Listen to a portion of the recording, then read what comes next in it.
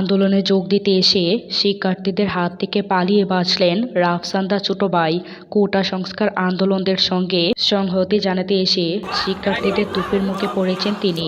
আজ শনিবার রাজধানীর শাহবাগ মোড়ে গাড়ি থেকে নেমে শিক্ষার্থীদের তোপের মুখে পড়েন তিনি। এ সময় তার গাড়ি ভাঙচুরের চেষ্টা করেন শিক্ষার্থীরা। ভিডিওতে দেখা যায়, শাহবাগ থেকে নেমে শিক্ষার্থীদের আন্দোলনে যোগ দিতে গেলে তাকে বাধা দেওয়া হয়। তাকে ফিরে যাওয়ার জন্য বলেন শিক্ষার্থীরা। একসময় শিক্ষার্থীদের বলতে শোনা যায়, অনেক মানুষ নিহত ও আহত হয়েছে, আপনি শোক পর্যন্ত জানাননি। আপনারা আওয়ামী লীগের সঙ্গে মিটিং করেছেন, ছাত্রলীগ সভাপতি সাদ্দামের সঙ্গে মিটিং করেছেন, ঘুমান আপনারা ঘুমান। এ সময় শিক্ষার্থীরা রাফসানের উদ্দেশ্যে ভুয়া ভুয়া স্লোগান দিতে থাকেন। রীতিমতো টিএসসিতে শিক্ষার্থীদের তোপের মুখে পড়েন রাফসানদার ছোট ভাই। আন্দোলনকারীর এক শিক্ষার্থী বলেন, আমরা তার কাছ থেকে কৈফিয়ত চেয়েছি, এতদিন পর কি করতে এসেছেন তিনি। রাফসানদার ছোট ভাই তার নিজ গাড়িতে আসলে বিক্ষোভ করা ছাত্ররা তাকে ঘিরে ভুয়া ভুয়া স্লোগান দিতে থাকেন।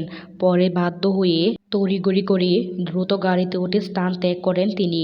এই সময় আন্দোলনকারীরা তার গাড়িতে হামলা করতে গেলেও কয়েকজন শিক্ষার্থীর সহায়তায় তিনি স্থান ত্যাগ করেন। প্রসঙ্গত, শিক্ষার্থীরা দিনের পর দিন আন্দোলন করেই যাচ্ছেন।